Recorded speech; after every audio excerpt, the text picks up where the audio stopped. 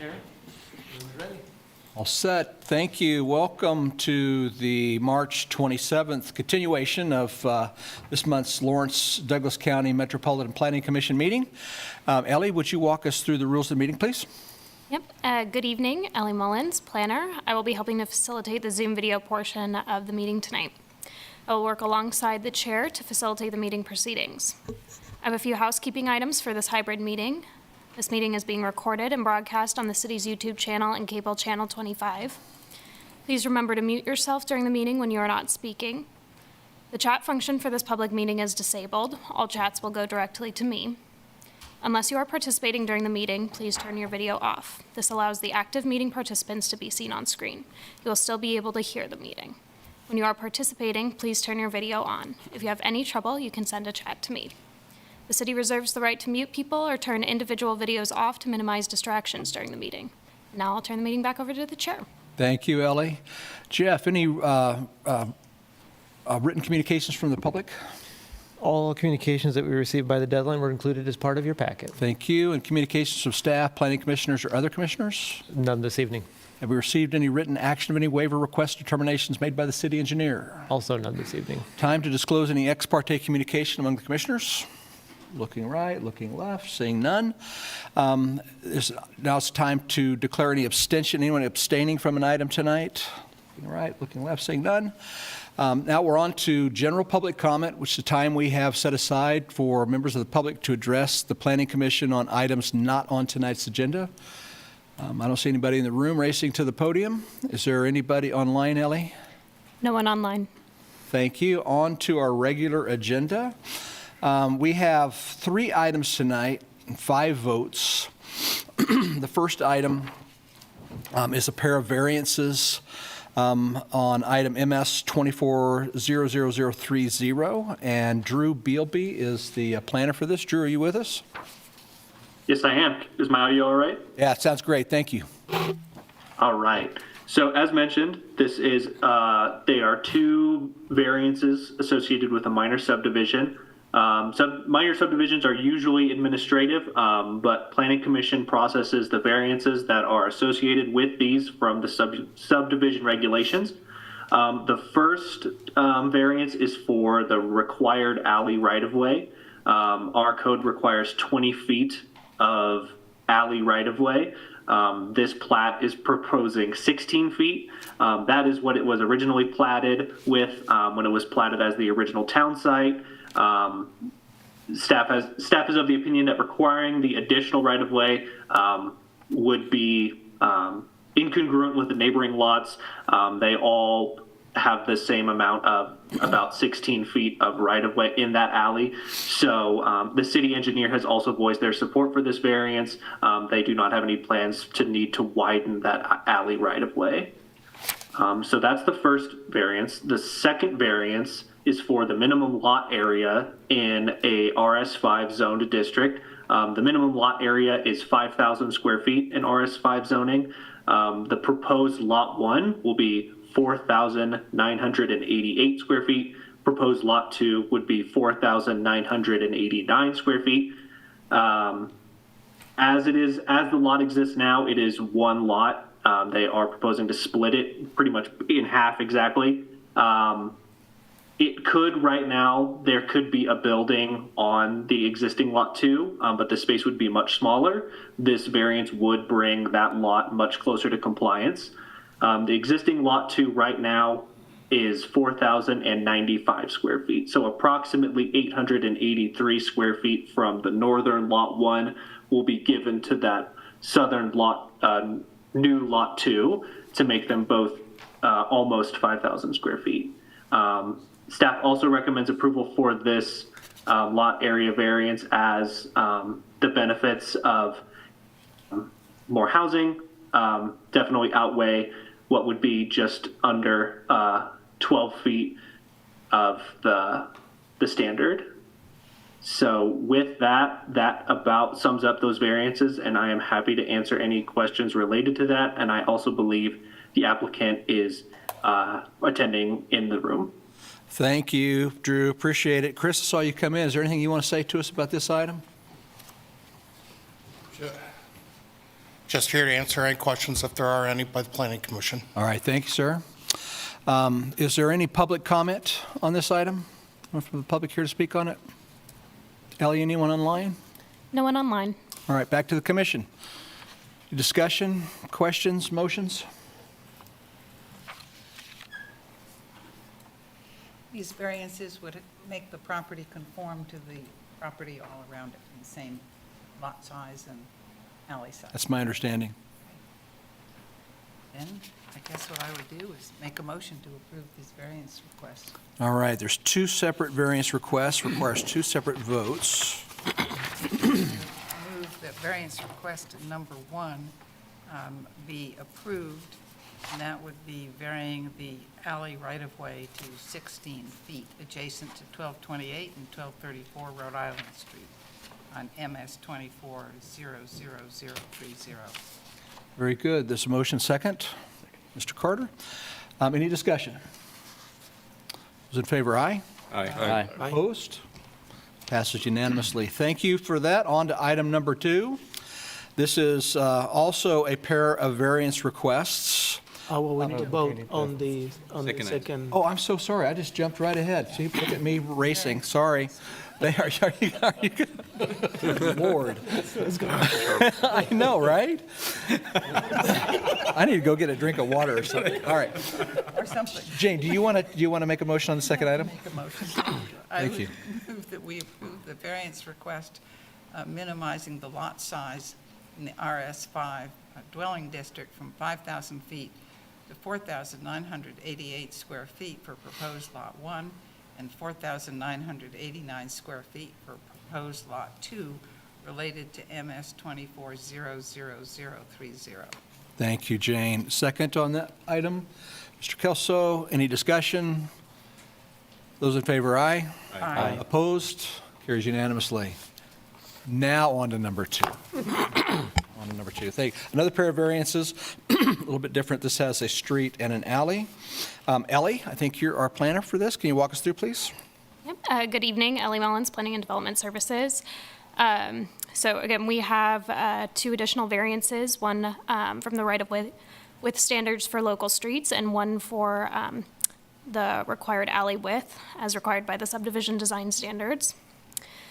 This variance request is related to the minor subdivision Smeed's Addition, which proposes to combine 2 platted lots into 1 lot at the corner of North 3rd Street and Funston Avenue. The lot is also bordered by an alley to the north.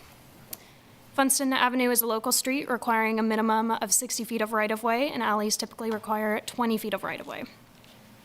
The existing respective widths are 40 feet and 12 feet. The standards require that half of the necessary right-of-way be dedicated through the subdivision process. The applicant requests a variance from this requirement and asks to maintain the existing platted right-of-way widths for Funston Avenue and the adjacent alley. The city engineer has reviewed the variance request and is supportive of maintaining the existing widths. Staff has concluded that the proposed variance meets all 3 criteria listed in Section 2813G of the Subdivision Regulations for approval. Discussion of that criteria was listed in tonight's packet. Based on the findings presented in the variance memo, staff recommends approving the variance request.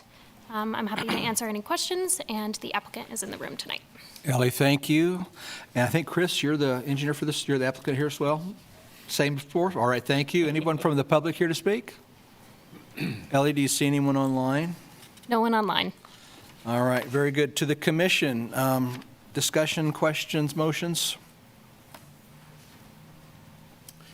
Just a comment to echo Commissioner Eldridge offered on the last item, that I think these variances are appropriate and that they're, in essence, equalizing the rights of the property owners, putting the applicant on equal footing with the property owners around them.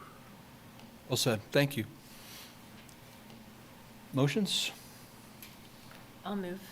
Please. David's got it. All right. I move that we approve the variance requested for minor subdivision MS-24-00025 to allow for reduced right-of-way width of 40 feet for the portion of Funston Avenue adjacent to 1718 and 722 North 3rd Street, as shown in the plat drawing. Thank you. That's a motion. Second. Mr. Hayden, second. Any discussion? Favor, aye. Aye. Opposed, same sign. Carries unanimously. Need a second motion? Are you interested in that? All right.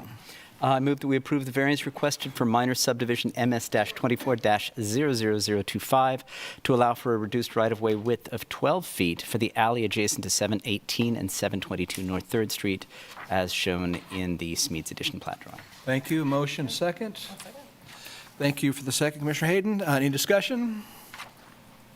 Those in favor, aye. Aye. Opposed, same sign. Carries unanimously. And that's it for item number 2. Thank you for being here. On to item number 3, to consider approving a request to rezone Z-23-00445, approximately 2.5 acres from RS10 district to RM12, located at 340 North Michigan Street. Catherine is our planner tonight. Hi, Catherine. Would you walk us through this, please? I will, yes. Good to see you again. Catherine Week, planner. This is for the third item on the agenda, which is a rezoning at 340 North Michigan Street. This request for rezoning is from the current RS10 zoning district to RM12.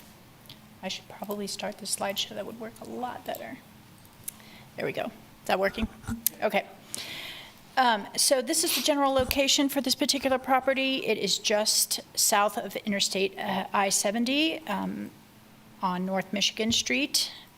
And you can see that this general outline here, the shaded area, is indicating exactly which property we're speaking of. So just an item of note, with communications, we did get multiple communications. The written communications that came in prior to the deadline are in your packet. There were several communications that came in after the deadline, just to note that those do get forwarded on when this item goes before the City Commission for consideration. And then we also got numerous phone calls regarding this request, particularly just asking, what it was and to express either concerns or in favor. And I just want to make a note that this particular request has absolutely nothing to do with any other projects in the area. Doesn't have to do with affordable housing or houselessness issues. This is a request strictly from the owner of this property requesting this rezoning.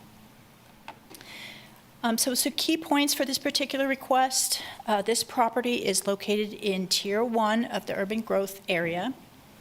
The property is not located in an approved area or sector plan.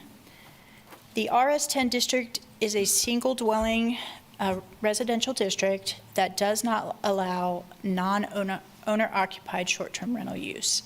And this particular applicant is looking to utilize that use to generate income on the property to qualify for some historic tax credits. So that is what's triggering this request.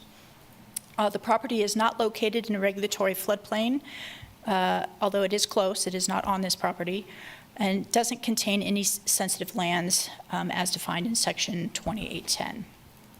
The property is a listed property. It is listed as the Judge T. Stevens House. It's listed in multiple historic registries. I think we have Lynn on the call who can answer questions about the historic element. It is listed in the local registry, inventoried in the state registry, and is listed as a national in the national registry as well. And just to note that there are no proposed changes with this particular zoning request. Typically, we have concept plans that are required with the rezoning request, but because this is not a proposal for development and there is no changes proposed, there is not a concept plan. It is just the property as it exists. And again, that specific use that is triggering the request is not permitted in the current district, and it is not permitted via special use permit either. So the only means to utilize that use would be for a rezoning. The owner is attempting to meet, as I mentioned, some historic tax credit requirements. So as a reminder for our rezoning decision-making criteria for both the Planning Commission and those that are participating in discussion or commentary, the rezoning criteria are conformance with the comprehensive plan, and staff does go into some detail in the staff report on these criteria points. We consider the zoning and use of nearby property in the area, including any overlay zoning if there are any, which would potentially include historic listings if that's the case. Character of the neighborhood, plans for the area or the neighborhood as reflected in any area or adopted plans, including the property or any adjoining property. And then the suitability of the subject property for the uses to which it has been restricted under the current zoning regulations, the length of time the subject properties remain vacant as zoned, the extent to which approving the rezoning would detrimentally affect nearby properties, the gain, if any, to the public health, safety, or welfare due to denial of the application versus the hardship imposed on the landowner, if any, to result in that denial. And then professional staff recommendation. And so just some discussion points. There are often multiple goals that are noted in the review of criteria points, whether they be in the comprehensive plan or area plans or zoning regulations. Sometimes those goals may appear to be in conflict with each other, and just staff, when doing the analysis, and planning commissioners should remember to consider those goals holistically, and then determine in your discussion if some of those goals weigh more than others. And while there are no changes or development proposed with this request, a rezoning to the RM district could potentially allow future development of a more intense density than is currently permitted on this property. And so that does need to be noted, even though there is no potential development proposed with this. The rezoning does open up other permitted uses that are not currently allowed. A goal of Plan 2040 states that integrating higher density residential development can become an asset to the neighborhood if it's designed to fit within the environment of the property. And again, in this case, there isn't a higher density development proposed. There are a mix of both low density and medium density in the area. And that mix of zoning districts, I think, is kind of displayed here in this graphic. Again, that light blue shaded area is the property location. This is kind of showing the overall zoning in the area, and I did circle just the other multifamily zoning that is also along this strip of North Michigan Street. So the RM12D, the PRDs that have developed in this area or approved in this area are also for multifamily developments. And so there are similar zoning in this area.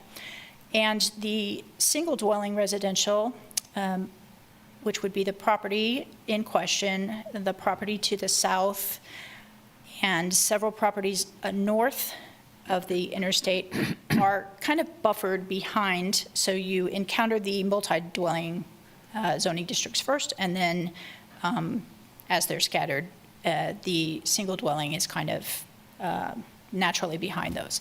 So it is kind of a mix. It kind of hopscotches up along North Michigan Street. So both zoning districts are compatible, both the single dwelling and the multi-dwelling zoning districts. And this is just to highlight the area of historical significance, since it is noted in the discussion in the staff report, and it is a listed property. It is not just this particular parcel, but the whole of this larger farm parcel as it was when it was nominated, or when it was the Judge Stevens property. So this shows you the area around those two parcels that are listed in the historic listing. And I would be happy to answer any other questions about some of those criteria. Staff is making a recommendation for you to consider approval, recommending approval, and forwarding that on to the City Commission for consideration. Thank you, Kathy. Okay. And the applicant is applicant here to speak tonight. Corey, do you have anything you want to add? Yeah, I'll just want to add real quick that the applicant, Mr. Mayhew, I didn't have to spend very long with him at all to realize how much he loves this property exactly the way it is. So want to make it very clear that his intent is to change nothing. And just he wants the wants to do the STR to, help pay for improvements along the way that need to be made, and wants to share it with others, basically. Now how it's zoned, I did some quick math, and you could put 8 or 9 lots of the RS10 on it. And, if Mr. Mayhew was to be a developer, that would probably be the simple, easiest way to actually develop this property. I don't think it really is developable for the zoning we're asking for several reasons. So the new zoning simply allows for the STR, and we approach staff and ask, how do we get this? And the suggestion was, well, zone it this way, and so that's what we're asking for. All right. Thank you. Thank you very much. Is there anyone from the public here to speak on this item tonight? Yes, sir. Hi, my name's Jared Nelson, and my family lives on a property just to the south of 340 North Michigan at 300 North Michigan. Also in our family estate is still the property at 320 North Michigan, the house directly adjacent to 340. And the only reason I came down here, and my only concern, is to see what the goal about getting it rezoned was for. I know that it's my understanding that it's a very difficult process to have it zoned back to RS10 if it were to be sold, and if the current property owner decided to sell it, then someone could come in and develop the land. And if it, as the structure is, I think they've done a great job fixing it up and making it look nice. And if the goal is to run like a B&B there or an Airbnb or something, it was my understanding that RS10 could apply for a special use permit just the same as RMD 12 could. I might be wrong on that, but just when I read the city code online, it seems like they both require a special use permit. So I would just like to make sure that it's not developed into, this is where my grandparents grew up, this is where my mom was raised, and our family still lives on the farm. My uncle still farms the land. Just that it's not turned into duplexes. That's why I'm here. So that's my only concern, but I don't know if there can be special provisions put into a zoning change, or if the applicant can apply for a special use permit for that particular parcel that can come up for renewal every year, and then they could just come and reapply, and then it could go on like that, as opposed to actually changing the zoning, because I don't think that can be undone. I know I only have a couple minutes, but that's kind of what I'm here for, to see if a special permit use that could be reapplied for every year could be a solution instead of changing the zoning.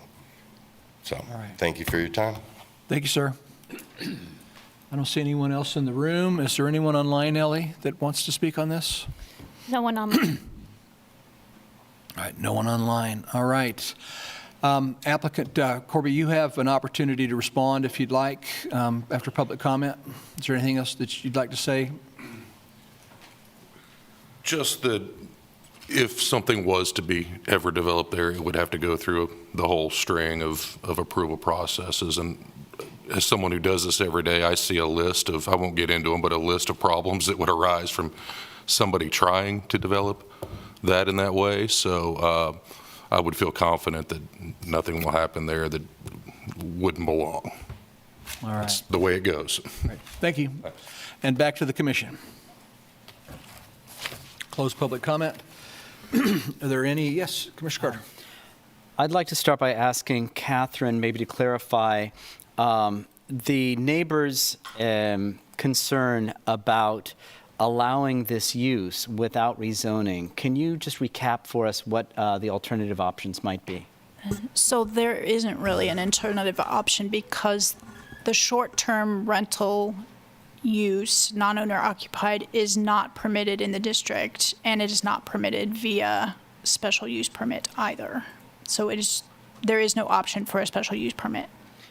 Thank you. Can I ask you to clarify, is that for residential zoning in general or simply for the RS10? Are there other residential zones that Yeah, that's for residential in general. Okay, thank you. So the multifamily is a little different. Well, any other, yeah. Okay, thank you. Can I pile another question? I don't know if Catherine, if it's you or if Lynn Zollner can help, but I'm curious about the restrictions on that piece of property placed by it being on a historic registry. Is that local, national, and what Are there Yeah. anything there that protects the property from further? Yeah, I can give you a short answer, and then Lynn can elaborate a little. So it is listed in all three registers, the local, the state inventory, and the national registry. And there is additional review process that has to go through. Staff came to the conclusion that the rezoning itself would not be damaging to the listing, but Lynn can talk to you about the other elements of review that it has to go through for any other type of development other than the rezoning. All right, So- thank you. Lynn, are you there and able to weigh in on this? Yes, good evening, Commissioners. Lynn Braddock-Zollner, Historic Resources Administrator. The property is not restricted in that it cannot be developed. It does have criteria which must be met for development to occur on the property. Anything like subdivision of the land or new construction has to meet the Secretary of the Interior standards. Those were linked in your memo from staff. Basically, you're looking at preserving the overall character of the property.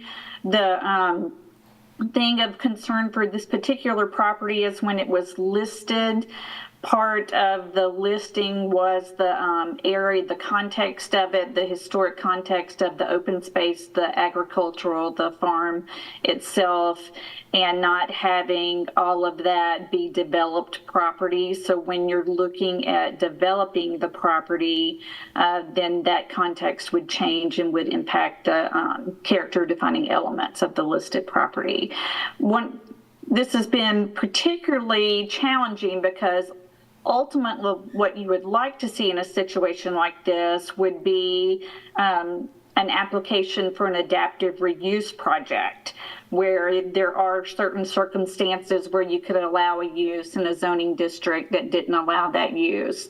Unfortunately, the code we have to work with right now does not allow adaptive reuse for this property for this particular purpose. So as Catherine mentioned, the only avenue for the applicant to use this as a short-term rental was to rezone it to the higher density. Okay, thank you. Other questions? Yes. Catherine, did a notice go to the Pinckney Neighborhood Association about this rezoning? I don't know how, so I believe it was is it 1,000 foot? It's adjacent to the county. It was a half mile because it was adjacent to the county, so they did the whole half mile for the notice area. But in addition, doesn't notice go to any registered neighborhood? Because my memory is that this property is within the Pinckney Neighborhood Association. At least it was in 1973 when I formed the Pinckney Neighborhood Association. If it's in that district, there is a requirement that it goes to that neighborhood association, so it should have been on the list, yeah. So was it, is my question. I don't have the file in front of me at the moment, but we can maybe look on our server and verify that it was.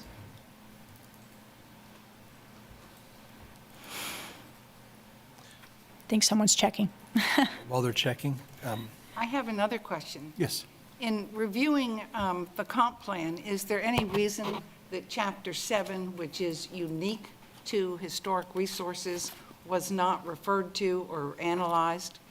So, again, when we're talking about the goals, the historic resource element was not, it was mentioned because it's contextual, and it's part of the overall consideration, but the rezoning itself is not necessarily linked to the historic element, if that makes sense. I think in reviewing this, it's important to remember that what we say about historic resources in our comp plan is that we honor the vibrant history of the county and the city by protecting appropriate historical assets which contribute to our sense of place. Future growth will complement our community's historical assets and enhance our unique character. And the first goal in that section is to identify, evaluate, designate, preserve our community's historic resources. And as was mentioned earlier, underneath that is encourage and facilitate adaptive reuse of historic structures. And I appreciate Lynn's note that that is what would be good to do here. And it seems to me that there isn't any reason we can't initiate the tools to do that. At our last meeting, we talked about the ability of people in the county to have non-owner occupied Airbnb. And it would seem to me we ought to make that available in the city, particularly in an historic adaptive reuse. And that would be a far better solution for this property. It's wonderful to have an owner who wants to have an adaptive reuse to make sure a very special, unique property that was built by an important member of this community, a judge and one of the founders of the KU Law School, and it really needs to be honored. I would encourage us to also consider that the second goal under that resources is to conserve and protect the visual context of historic resources. And that's important because, as you well know, in terms of this application for the National Register, the context was the farm, and that's the property. It has absolutely no business getting entitlements that go to multiple family development. I think that it would be a mistake, and a serious mistake, to approve this application. I think we have to look at our fourth goal in the historic resources section to incentivize the preservation of historic resources. And I think that's a job that we can do. And we can do it in a way that is not only in the interest of the property owner, but the interest of the entire city to preserve these things. So I would note that 4.8 under the historic resources is to retain and maintain historic single-family residences in residential, historic, and conservation districts. And that 4.9 is incentivize the appropriate reuse and revitalization of historic structures. And there are certainly many other goals that would apply, but these are the ones that are unique and special, and they should be weighted more heavily than any of the others because they speak directly to the historic properties. And I think that it's important to look at the zoning map as it exists now, because on the north you have the turnpike, which is a very hard boundary. It's not part of a neighborhood that would travel both sides of that. And it certainly was not part of the Pinckney Association. Properties that are adjoining are all RS10, or then go on to agricultural properties. The property across the street is RS10, the property to the south is RS10, and I think it would be harmful to these larger scale properties to suddenly have a multifamily right next to it. Yeah, so I agree. I think those are good points, and I think the reason why it is not in the staff report, or I know the reason why it's not noted in the staff report, is that it's already identified as historic property. And again, the historic element is one of a multitude of different goals. So they were equally discussed. I mean, there is some discussion in the staff report about preserving the historic elements of the property. So I think in a whole, staff was trying to cover all of the criteria. So, thank you. We also were able to find that we can confirm that we mailed a notification letter to the Pinckney Neighborhood Association. Thank you. Thank you, Becky. Thank you, Jane. Other discussion, comments?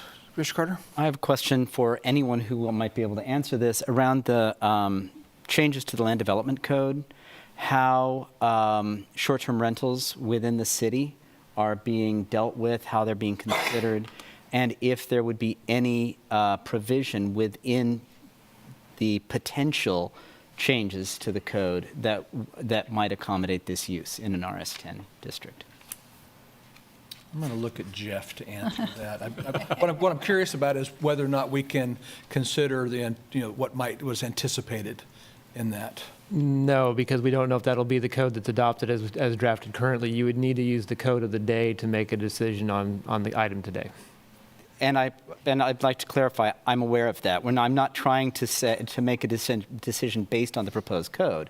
I am trying to make a decision whether I am in favor of rezoning to a multifamily district because somebody wants to apply a short-term rental use. So I'm just asking whether there's any provision for short-term rental within a residential district under the proposed changes.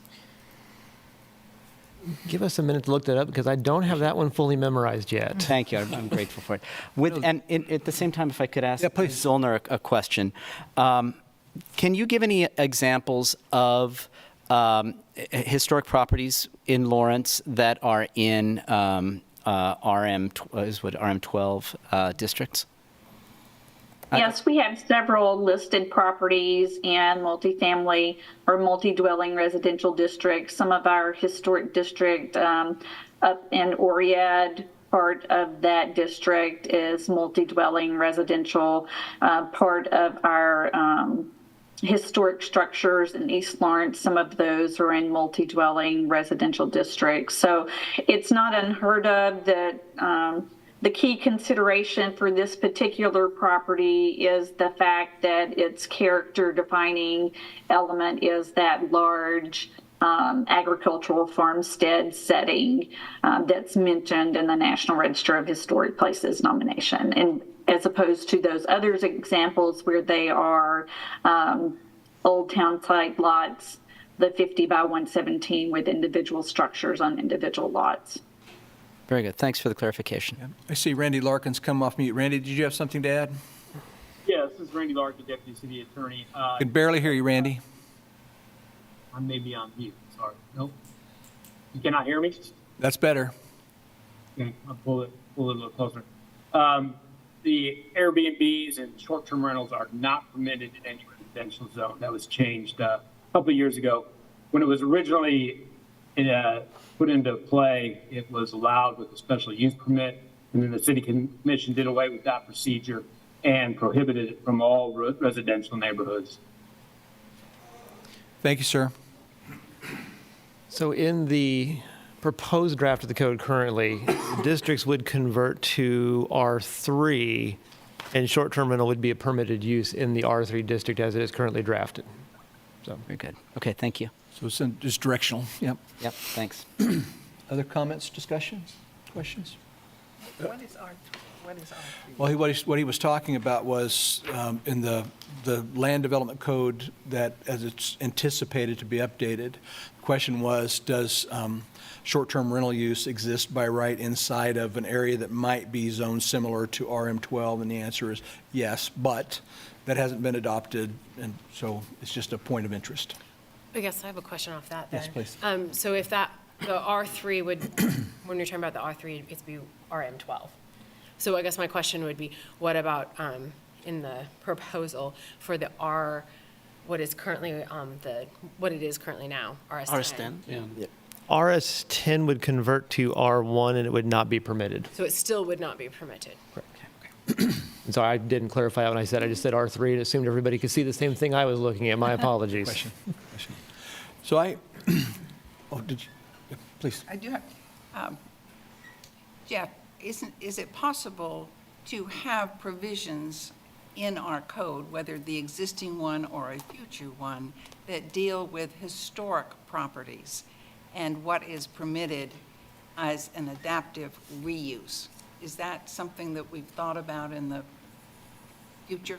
Yes, we have. The current code does have a provision for adaptive reuse, but it was pretty heavily edited at some point many years ago, so it was stripped of a lot of its potential and power that it would have had in the code currently. The code that we're going to, we have kind of tried to rebuild that connection and bridge the land development code to the historic resources code better for that exact reason, so that you can have more of those opportunities and options there that just don't exist in the code as it's currently drafted. So the proposal, we're going the direction of still wouldn't be allowed in the current zoning, but would if it changed to this zoning. But we're also going to potentially another opportunity or another avenue for this land to be able to do the short-term rental. Yeah, I have to go looking into the new code to know exactly how it got rebuilt in there. I just don't have that off the top of my head, but I know that was an item that we were looking at, was to make sure that linkage was there for that adaptive reuse to really have a chance to flourish. I don't remember in the proposed draft if it does have a different set of uses or different parameters for process for what would come forward, because Module 3 is not yet drafted, so we don't know some of those administration and procedures quite yet in the way it's being kind of framed up. So it's hard to say where it might end up at, but it's something we've been keeping an eye on as we've been going through the rewrite process. Can I ask a question or two, Jeff? If some other development was desired for this piece of ground, were it to receive the RM12, and if at a later date they decided they wanted to put some structure there that was allowed in RM12, would that be required in all cases to come back before the Planning Commission, or are there some things that would just be done administratively? It would go before the Historic Resources Commission and be under the purview of that body. But once the zoning is granted by the Planning Commission, it would not have a reason to come back to you unless it required a special use permit or other provisions that would be adopted in the code. Okay. So given that, thank you. Given that, and HRC that's a public process? Correct. It's effectively very similar to what the Board of Zoning Appeals does. They do review and administer the chapter for the Conservation of Historic Resources, or Chapter 22. So anything that would require, and this code just got rewrote, so Lynn will correct me when I get this wrong, that I haven't got it all quite memorized, but additions, new constructions, demolitions, those would all go before the Historic Resource Commission as part of their purview.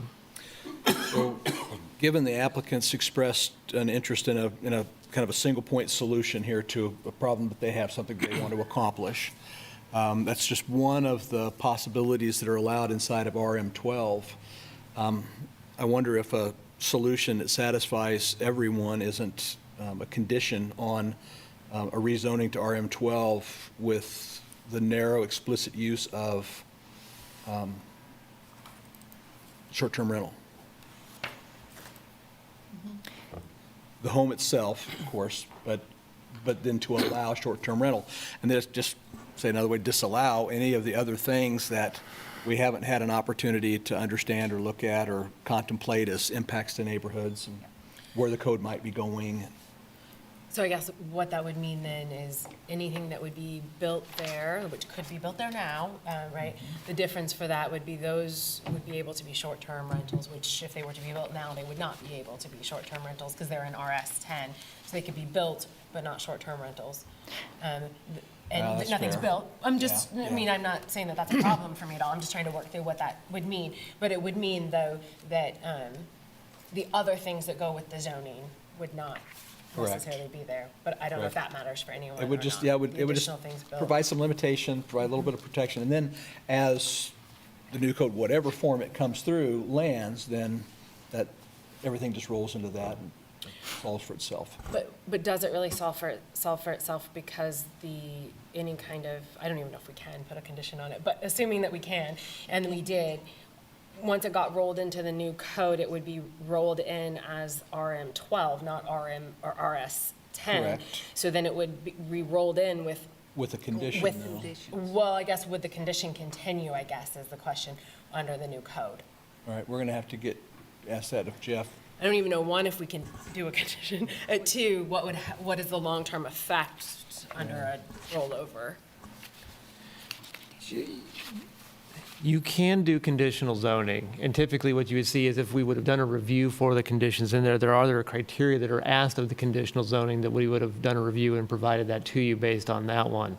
But because we didn't find that a conditional zoning would necessarily have, we didn't find that it kind of rose to that level, we didn't do a review of the conditional zoning criteria as part of that. But you do have the ability to conditionally zone a property, or, recommend a conditional zoning of the property. And some of those conditions, type of conditions must meet or exceed the established minimum design standards. And one of those is to restrict or prohibit uses permitted by right or allowed by a special use permit in the base district. So there is some ability to do that in the code. However, we didn't do that analysis because we didn't find that it rose to meet that mark as part of the review process. And there's nothing we can do about that now. You can always, make a recommendation that there be the condition that is placed on it, but just so you know, we have not done that review. We can't give you too much guidance as it relates to that conditional zoning aspect for it. And it's too late to defer to have that analysis, have that evaluated? The board can defer an item if they would so choose. That kind of answers one, but what happens if say it does get conditional zoning, with the idea and the knowledge that it's going to be incorporated to maybe new zoning codes? How does that transfer into long-term transition from like whatever it's zoned to the new zonings you were talking about, the R3s, et cetera? The base zoning district would still transfer over, so if it was going from RM12, it would still convert to R3, and the condition would still be there because it does ride with the ordinance as it goes. And so, assuming that there's not just an absolute overhaul of the code where certain uses are removed out of it, that condition would still ride with that rezoning. Okay, I just didn't even know that was an option. It's not you don't see a lot of conditional zonings. There are there's a few of them in the city, and those conditions would still ride with the land because it is part of that process. So the base zoning district would evolve as it would go along, but that condition would still be there. So I didn't mean to take away from your idea or thought. I just No, no. wasn't sure how it would be executed. It's good to explain it, yeah, for sure. Yes, Jane? Are you saying, would you prefer to have the option of analyzing the conditional zoning so that you could have done that before we took any final action? Are you suggesting that it would be a good idea that we defer? I'm not making that suggestion by a stretch, but if it would be to the benefit of the commission, you can defer to allow us the time to do that if you would like to pursue or have us explore a conditional zoning as part of that. Because I can't tell you today that it would, and based on what we know, we can go through those reviews and say, does it or does it not meet those review criteria for conditional zoning, because we have not done that at this time. I'd like to just add something. Please. Yeah, I generally think that the person that owns the property knows what's best for the property. I don't know the history.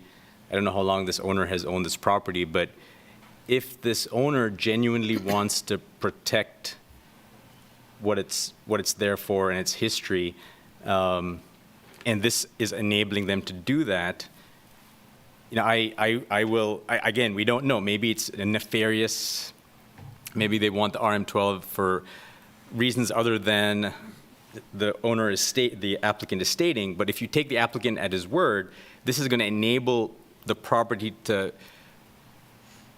allow the owner to get some income so he can keep that property the way it is today. That's how I understand it. And I would prefer that the property owner make a decision, not the planning commission sort of come in and give our kind of, so I think it's more likely to stay the way it is currently designed if we allow this zoning to happen. Thank you, Commissioner DeBoer. Yeah, comment. So I 100% appreciate that sentiment, and I think generally I'm in favor of deferring to the applicant, the property owner, to determine what is an appropriate use of their property. I guess in this particular situation, as in all zoning changes, we have to remember that the decision that we make is going to run with the property. So the owner, the applicant before us tonight has certain expectations or plans, but that could change tomorrow. And it could be somebody has very different expectations. So with that, we just have to consider not only what's before us, but what could happen in the future, regardless of who owns the property. That's actually kind of what I was thinking as well, and I still maybe need to have further discussion about a condition or what it would look like or whatever, but that does seem one way that could potentially strike a balance. I mean, there still could be downsides to it because of some of the stuff we were talking about. You would be changing a lot of the property, potentially, if it were to ever get built, and things that could be done on it, but it would be maybe doing it with a little bit of trying to minimize what could actually be done. So I'm willing definitely to think about that some more or whatever, but I was trying to strike the balance between it. It really runs with the land. Yeah. I think we have to think about that. And it seems where the property owner has said, I went to the staff and asked for their help, and we have simply come up with the idea that maybe there's some more help that they can get from the staff to accomplish what they want to do, which is to have an Airbnb without the owner there, but otherwise maintain the property. And it may be that the staff can figure out how that can be done. In this zoning category or in a different zoning category, or just adding conditions to the, I don't know. You know, that would be their job to look at and see how they could accommodate what the property owner was trying to do in terms of generating income but preserving the historic nature of the property. I'm sorry, David, please. Thanks. I have a question for Ms. Zillner. In the HRC's report, the text says that the historic character and significance of the landmark could be significantly adversely impacted by development of the property to the standards allowed in the RM12 zoning district. Now, the review process that goes through the Historic Resources Commission would normally prevent that, but can you clarify what concerns the commission had that might not be addressed by the review process? What were the concerns that you felt or that the commission felt appropriate to share with the planning commission rather than just make a determination that it was an inappropriate use? They did not really get into a lengthy discussion about what those would be. I think their concern is that once a property owner has the land use entitlements to build to a certain density and dimensional standards, that's the expectation, and then the Historic Resources Commission becomes the roadblock to stop development. And in a perfect world, the zoning and the Historic Resources Commission work together to look at the overall goals of the community to support the preservation of historic resources in 2040 and Chapter 22 of the City Code. So I think their concern is not wanting to pit a property owner's land use entitlements against what the restrictions may be to meet those, if someone wanted to max out on those density and dimensional standards, say, for instance, with building coverage of multiple units. If you met the density and dimensional standards for the RM12 district, that would be way out of character with the landscape, historic character context of a rural farmstead. Thank you very much. So if I understand you correctly, it's basically that the stated purpose of an RM12 district is at odds with what's considered the essence of the historic character of this property. That would be, I think that is a correct statement. Okay, thank you very much. I appreciate it. I have a follow-up question for Lynn. So at a couple points tonight, you mentioned the significance of the rural character, the farm setting of this property in its application for the various historical designations that it's received over the years. I'm curious if you could speculate for us, and we're not going to hold you to it, but speculate as to how the significance of that setting could play out in a development scenario. I mean, what would these various bodies look at? Is it sight lines? Is it preservation of grassland? Is it what all goes into the analysis? Well, you're looking at preserving that overall visual character and the impact on the existing structures on the property. So you would be looking at structure that changes that openness, like there's the large front yard right now. To have structure in that front yard would be a negative impact on viewing the historic structure from the public right-of-way. So items like that would be considered. Right. So I guess from my perspective, thinking about this, by approving the zoning change, we're giving the property owner certain entitlements with respect to that property, but we're not removing the historic restrictions that are already on that property. Just because it's zoned a different way doesn't mean that tomorrow somebody can come in and put a large development right in the middle of this farm setting that has been identified as significant to the designation of this property as a historic property. Is that accurate? That's correct. The rezoning will not impact the listing of the property on the Lawrence State or National Register. I have a follow-up to that, I think. Yep. So then, but it sounds like the HRC, though, is concerned about the inconsistency, as David characterized, as Commissioner Carter characterized it, with the kind of what can now be done with it is inconsistent with the historical aspect of it. And the HRC prefers, generally speaking, not just this project, but to not have those things be inconsistent so that they're not kind of fighting that fight all the time. Is that correct? Well, I wouldn't want to speak for the whole Historic Resources Commission, but I do think that that was part of their discussion, was that they would like for the zoning entitlements to be consistent with what the Historic Resources Commission could approve, so that we're looking at overall goals of the community and not just one aspect or the other. And is that something that they're usually, you might not know this, that they often are looking for, or was that specific kind of to this piece of property? No, I think they're always looking to have we like for zoning and historic resources to go together to look for the overall protection of historic resources. That's why there was some downzoning in East Lawrence several years ago, looking at how to protect those historic properties. So we like for the zoning and the historic listings to complement each other to preserve those historic properties. Okay, thank you. Other discussion? So I guess on the one hand, the owner wants to have this changed, the zoning changed, so he can get the tax credits. That's the bottom line out of this. I thought that's what was said. Yeah. Tax credits and I think revenue was mentioned, yeah. Yeah. So all of a sudden, the owner says, you know what, I think I'm going to build on this.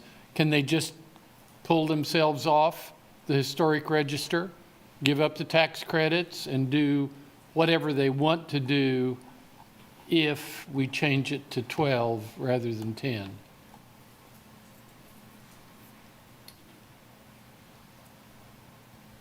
I think that would be a question for Lynn. What would be I think he's asking is, would they damage their listing in such a way that that would remove them from the listing? I think what he's saying, what does it take to pull yourself off? Listing be damned, I'm going to sell all these lots and make a fortune. Right. I don't want to be listed anymore. Right. If that's going to stop me. Right. The only way to be removed from the Lawrence Register of Historic Places is to go back through the process with public hearings at the Historic Resources Commission and ultimately a public hearing at the City Commission that would take that property off of the Lawrence Register of Historic Places. The only way to be removed from the Kansas or the National Register of Historic Places is if the property is damaged to such an extent that it no longer retains its character-defining elements of being the listed historic property. So you can't just say, I don't want to be on the National Register anymore. Once you're on, unless something happens and the property burns down or a tornado, significant damage so that it's no longer recognizable as that historic property anymore. The property owner they would have to have building permits to do those things. That would require review by the Historic Resources Commission.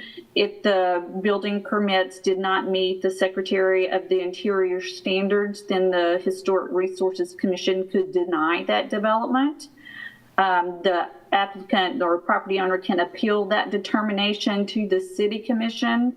The City Commission is the ultimate decision-making body on whether or not those building permits would be issued. Based upon what Jane said, that would be the preferred method if there were a way to use Chapter 7 that says, here's what we need to do, and it could be done in a different way, and not zoning have to be changed. But at this time, that isn't an option for us because it doesn't, the authority, as I understand it, is not granted to say, Chapter 7 says, we need to protect it, this is great, but is that a reason that we could turn this into a non-owner occupied short-term rental? The comprehensive plan is just one of the golden factors, so you can look at it in that context, in that light there, but you do have the ability under the Land Development Code to do conditional zoning and have those reviews, and like I mentioned earlier, it was one of those, it was restrict or prohibit uses permitted by right or allowed by special use in the base zoning district. As I just mentioned earlier, the caveat that was is we have not done those review and you don't have that included as part of your staff report, so I can't comment on does it or does it not meet the criteria for conditional zoning. So I guess I am more in line with what Prasant is saying. Here we have an applicant that has come to us seemingly in good faith saying, here's what I want to do, and the only way for me to get the tax credit, earn some income so I can keep this house in the way it is. At this point, I am willing to say, and I would dance with who brung us, and he's the one that brought this, and the staff has looked at it. So even though I agree with Jane, that would be a great way for us to do that if we could. At this point in time, I would say I'm in favor of granting the change in zoning request.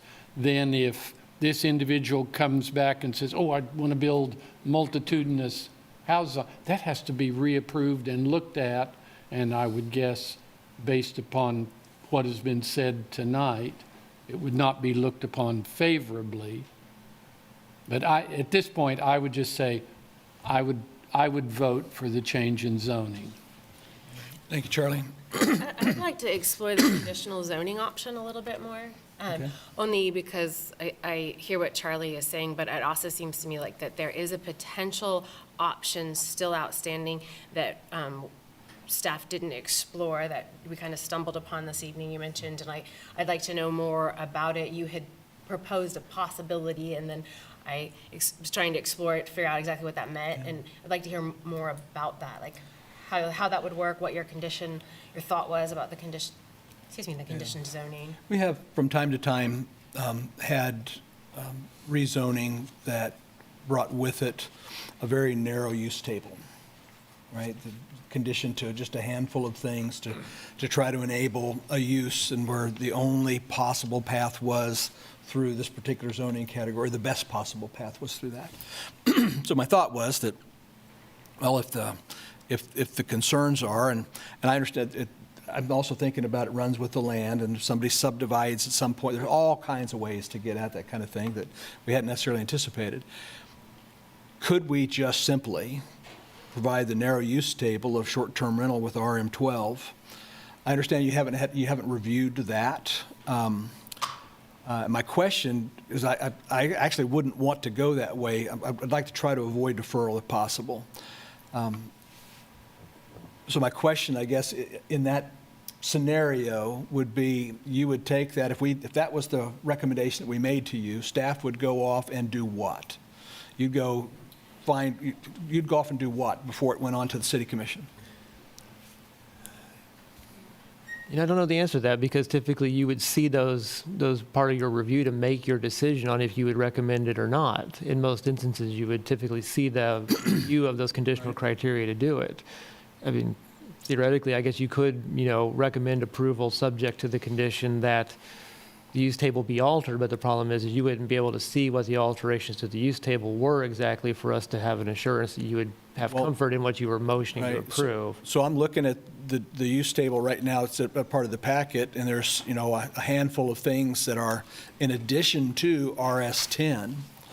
And what I would suggest is that if the commission wanted, that we would, one way to approach this would be an approval on a condition that we altered or amended the RM12 use table for this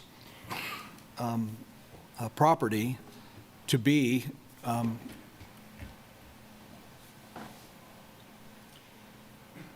It's already highlighted what the existing things in bold are the things that are already right, in but RS10. short-term rental is the piece that we want to get at, right? Yeah. So it would be modified, to say just short-term rental. Well, and I think we want to keep the uses that are in RS10 so that we don't take anything away from what he has now, Correct. but just add a short-term rental. That's the review Jeff's talking about. This is Randy Larkin, Deputy City. We couldn't, because it's prohibited in RS10 district, we couldn't make conditional zoning to allow it. That would be improper. But we could, okay. Well, but we could do RM12 with the condition that none of the other things other than short-term rental is added to the RM12. Would that be correct, Randy? Right. You could rezone it to RM12 and then conditionally zone out some of the uses that would be permitted in that district, yes. Like exclude the duplex and, right? You guys would have to review that. So Randy, we could basically keep the uses that are already permitted in RS10 plus a short-term rental. So that Theoretically, you could condition it to pretty much do that, yes.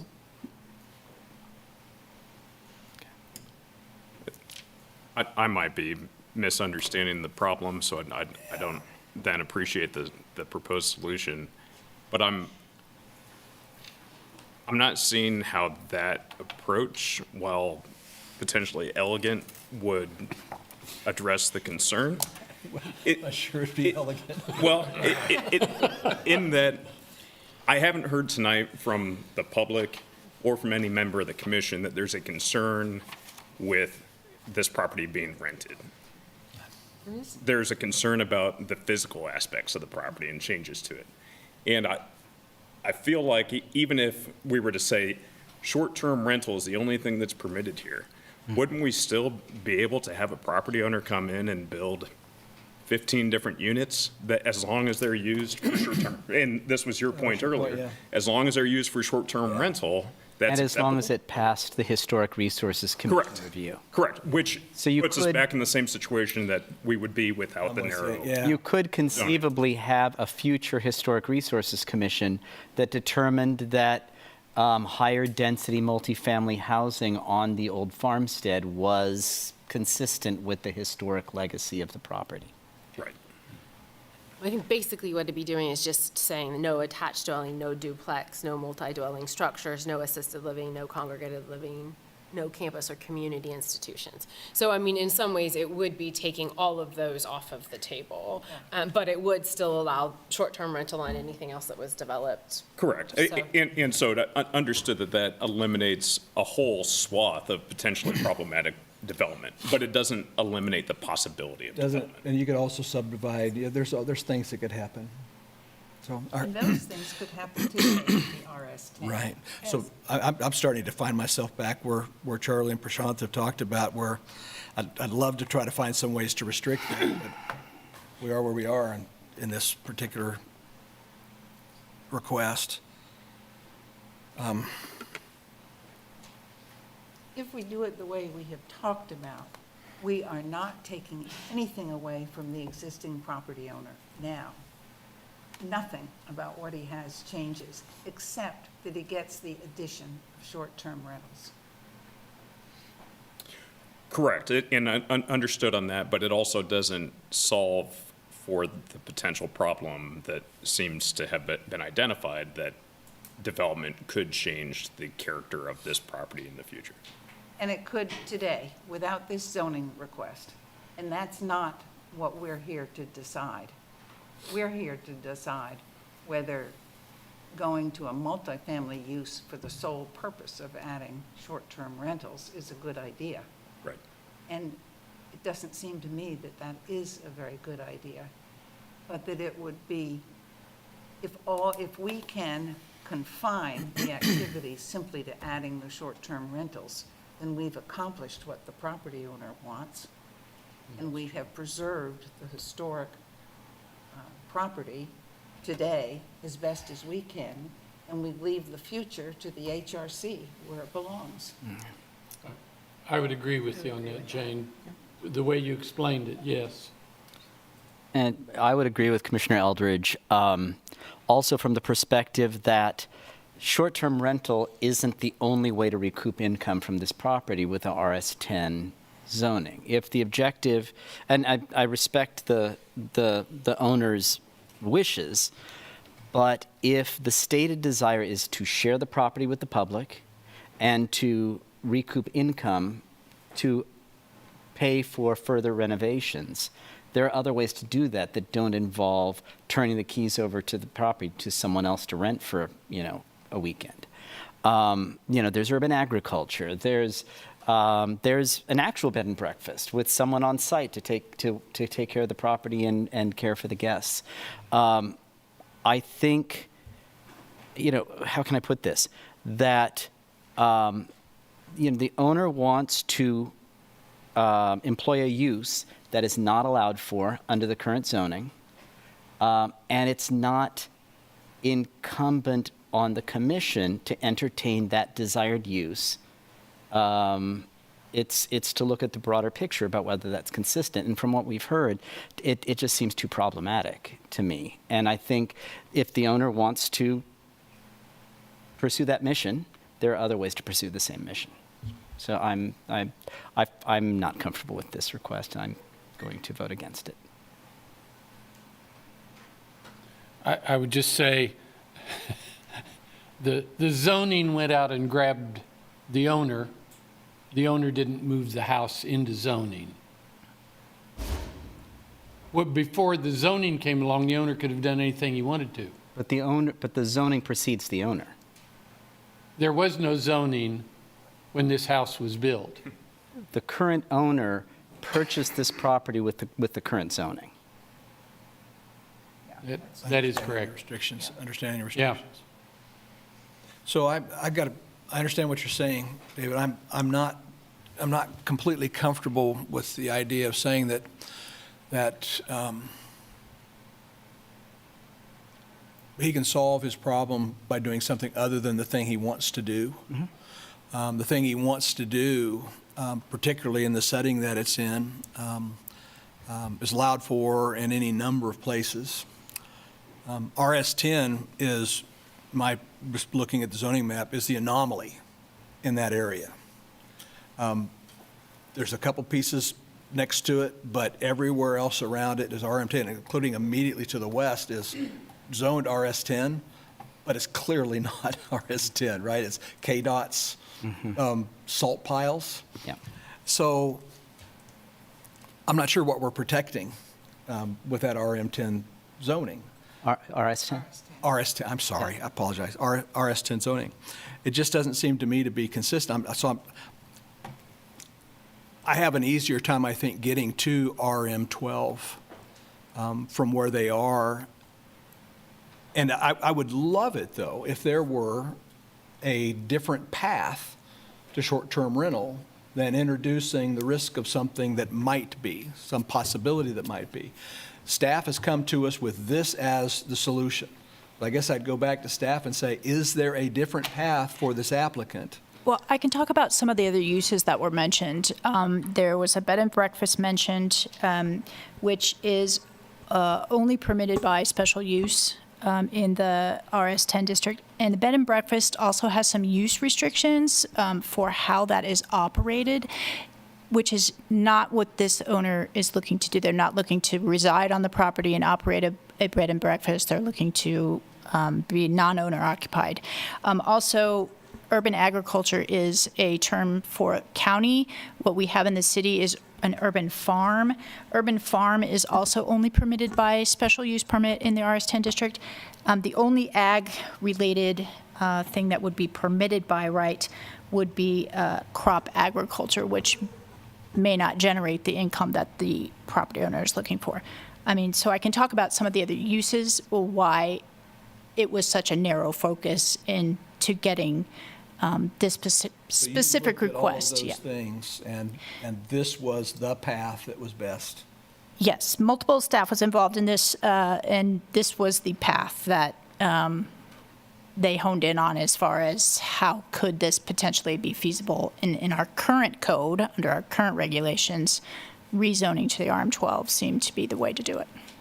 And did you guys debate the consequences of an RM12 project actually happening? And, like, would we create the grounds for something to come? Like, was that debated? So yeah, that's part of the analysis that's in the staff report. I mean, that's one of the things that we have to make you aware of, that yes, the zoning district does open up other entitlements, but I think some of the points that were tried to be conveyed in the staff report is that there are some other restrictions contextually for this particular property, and even if this wasn't a historically listed property, the rezoning in the area meets the other criteria.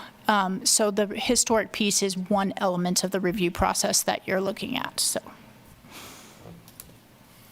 I have a question. I'm guessing the answer to this is no, but we see variances and different things come through all the time for different stuff. So is there no way to apply for the bed and breakfast and have a variance where there's some? Yeah, so use variances are not permitted in the state of Kansas. We only do dimensional variances. So the state does not permit use variances. It seems like just a logical thing to do. Why would they, for another day.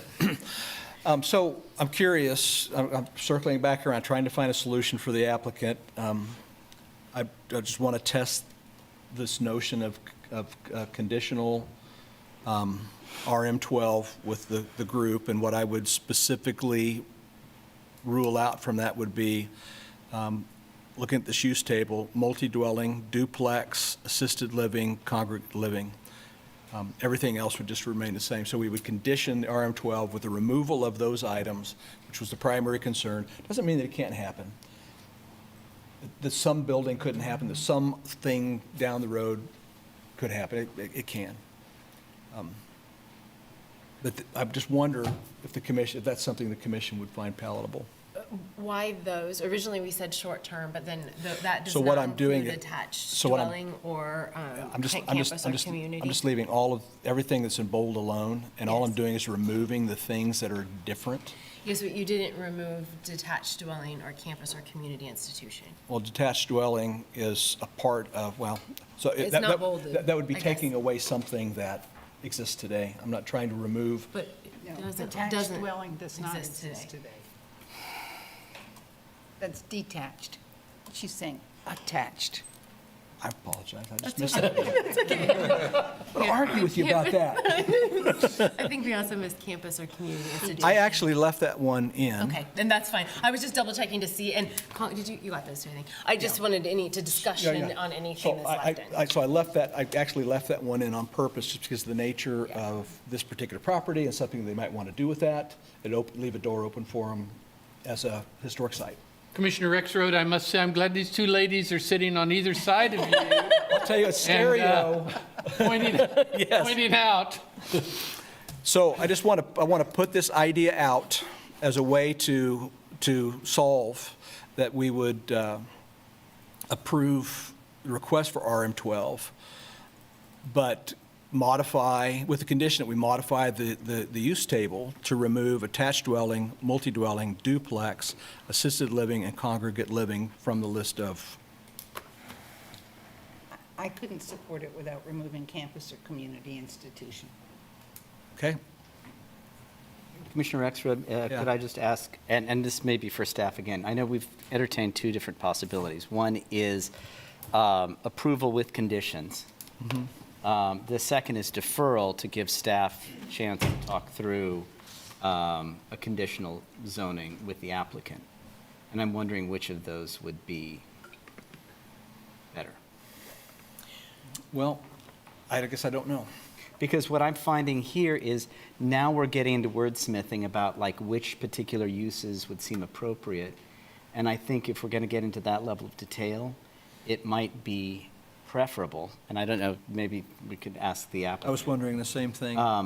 Whether it would be preferable for the applicant to discuss with staff. So I guess, sir, if you hear the direction this discussion has been going, a discomfort around just general approval of RM12.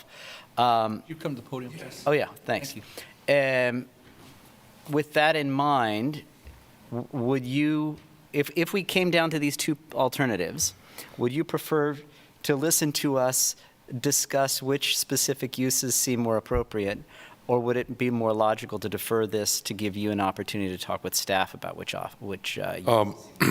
think the owner would be open to any and all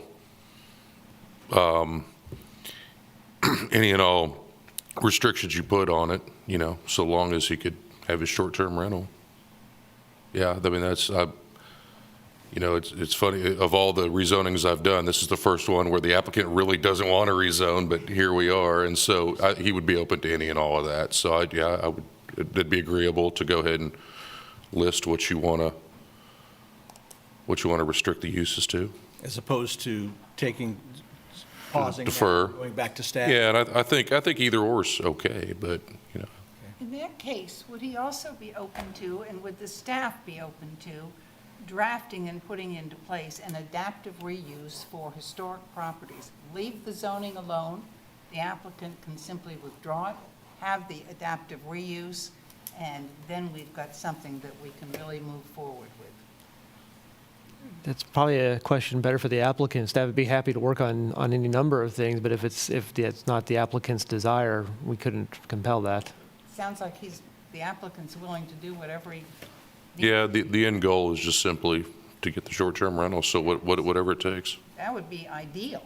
What does that look like? I I'm not sure thought that, earlier I thought somebody said we couldn't do that. Like, that seemed to me to definitely be the best thing, but I thought somehow I heard earlier that wasn't available. Adaptive reuse is in the code. It was heavily edited and removed large portions of it that made it easy to use. So it can be very cumbersome depending upon what's going through it, but it is there and available. It's just not a streamlined process as what you would see with rezoning or other special use permits. Oh, but it doesn't prohibit this kind of thing.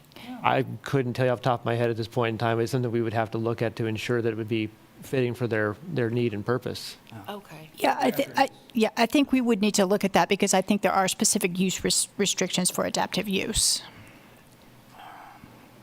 I don't think there's a use restriction. I don't think this property qualifies under the current requirements for adaptive reuse in the code as it stands today. You cannot do adaptive reuse for a property that was built as a single dwelling residential district to do something that's commercial. So we may have to make a determination whether or not looking at this as income producing for a short-term rental, if that makes it more of a commercial use. So there would have to be some evaluation done to see if this would even be a property that would be eligible for the adaptive reuse. The way that code is written, as Jeff mentioned, is very restrictive right now. Thank you. All right. Thank you, Corby. So I want to thank you for that, Jane. I'm not sure if there's an appetite for that. It sounds like there's some work and cost for the applicant to go down this other path.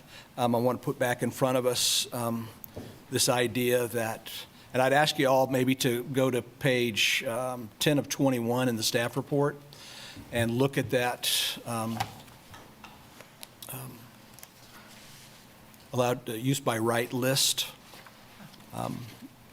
The suggestion that I'm offering is an approval of this request conditioned on the removal of the following line items, and that's attached dwelling, multi-dwelling, duplex, assisted living, congregate living, campus and community living. And with that, it would remove the right now concerns about what's going forward, lets the applicant go forward with an opportunity to get at what the different things. Yes? I would just approach that with caution too, because again, the staff report was prepared with the list of uses by right. The list of uses that are also permitted may be by other means. Special use permits are not included in this table. So if, we're looking at everything that potentially could be done in the RM12 that you might want to not I need to permit. be inclusive, not exclusive.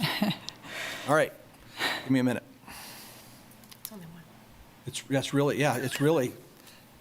just, well, it would be. No, just short-term rental, right? Well, I'm including that, but I need to be inclusive on what the list will be, right? So we would say cluster dwelling, detached dwelling, zero lot line dwelling, group home limited, adult daycare home, utilities minor, extended day care facility general, extended care facility limit. Why would we do that? Passive recreation, nature preserve undeveloped, private recreation, neighborhood institution, short-term rental, and agricultural crop. But are we following into the same trap, though? Catherine, is that RS 10 list complete? Yeah. I mean, I assume it is complete, but there could be an error. And then again, you would be excluding something just based on the staff report table. So this is why staff All right. typically, when we're considering a conditional zoning, we are compiling all of this information for you ahead of time so you have it at hand. Not without trying. They're No, detailed. good. It seems to me like I would be in favor of having that investigated, having a conditional, and there are different standards, and I feel like we would be kind of just, what would happen if they didn't meet the standard? It'd have to come back to us, I guess, anyway, So is there consensus across the commission to defer? Not from me. I don't want to defer. Till May. Let me finish the sentence. Sorry. To defer till May, to allow applicant and staff to work through what this list looks like, so that when we get to a conditioned RM12 list that. But Catherine is saying they've done that. I mean, they've done the work. No, we didn't. We did not review this for conditional use. What I mean is you've kind of weighed all the. Oh. I mean, this is your best. What you're presenting to us is after doing your research, right? I mean, this is not. Well, I will say I don't believe staff felt that this rose to the level of a conditional use zoning or conditional zoning, but again, we didn't go down that path because it was specifically not really requested. This was a specific use-driven request, and staff gave them the information that this is a zoning district that could permit this use. Right. The applicant then chose to proceed down that path. So I share your heart in this, Commissioner DeVore. But as we've worked this through, trying to get at some path that we can get this done right now, the ambiguity that exists in this list opens things up to, pitfalls for the applicant or something we've missed that it just. If I also may, it may also be prudent that the applicant get a chance to see what list would be, what that may look like, because there may be uses in there they didn't contemplate that they may also want to then reconsider. And I feel that would maybe a disservice to them that we would do that tonight, and then they would not have the ability to have a full understanding of what that entails. I have a question related to one of the earlier lines of problem solving. So if it's possible, perhaps likely, that this gets not acted on tonight, I'm curious what the process would be for updating the adaptive reuse provisions of the current code. I understand that those are currently cumbersome, currently wouldn't help us in any way, but if we were to say, let's look at doing a text amendment what would that involve? Who would need to sign off on that? It would be initiated by either you or the city commission, and it would go through the text amendment process. So it'd probably be, I would guess, months to review and understand what would need to be brought in the code, and then that amendment would then ultimately be approved by the commission. Very likely, though, the update would beat it across the line. That's a heavy lift just to get rental income. But if we did, oh, sorry. Oh, I was going to ask, so if it gets deferred, we're talking potentially months, 2-3 months before it comes back? I would anticipate, since it's not it's a very specific ask that you're asking us to take a look at, I wouldn't expect it to be a long time, but it would be May before it would come back because of the way that the calendars and the publications work. But I wouldn't expect it to be a multiple month process. May as our deferral date. Yeah.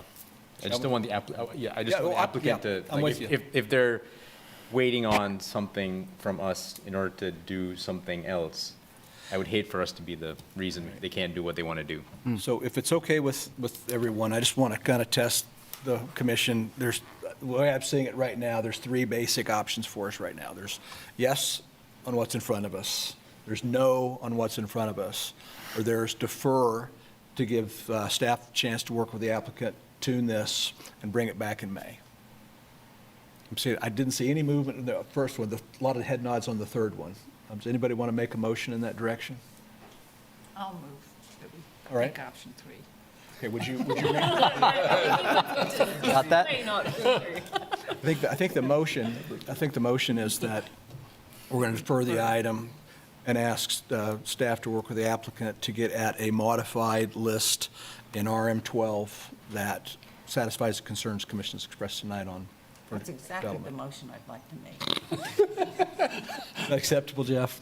Well stated, Jane, well stated.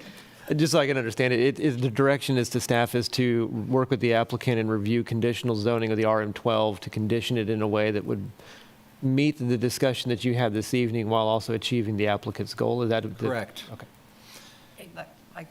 Because we would like to preserve the historic property and allow the short-term rentals. Will you accept a friendly amendment? Sure. Or maybe not. And perhaps explore the adaptive, what's it called? If the applicant the way the motion is, the only thing to do is look at conditional and come back. But what if, and I don't want the applicant to have any more cost of investigating or researching something, but if there's something out there that hasn't been and that may be, I don't want the applicant's hands to be So the tied. friendly amendment, I say, and to include consideration of other avenues as meets applicant and To staff's accomplish the goal. needs. Yep. And return it in May. That's the motion. That's Yes? the motion, That's the yes. motion. Is there a second? I'll second. Thank you, Mike. Any discussion? Very briefly. I'm going to have so few opportunities to discuss in the coming months. I just wanted to express, I don't want to call it sympathy, but appreciation for the owner's intent. Jewels of our history ought to be shared. I would like to respectfully disagree a little bit with a point of view that Commissioner Duver mentioned about that I do not believe the owner, again, respectfully, always has the best idea of what's in the best interest of the property in the long term. I think we are stewards of historic properties, and we owe it to future generations to not do something that can't be undone. And so, I support a deferral and hope that the owner can come to an arrangement that's amenable. Thank you, David. Any other discussion? Those in favor, aye? Aye.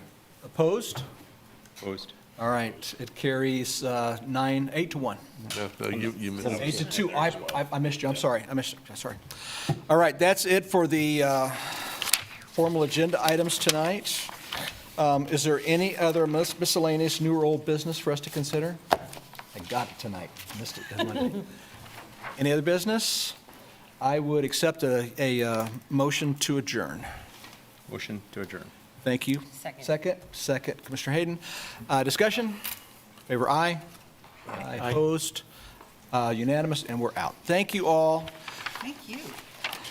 Corbett, thank you. Appreciate you being here tonight.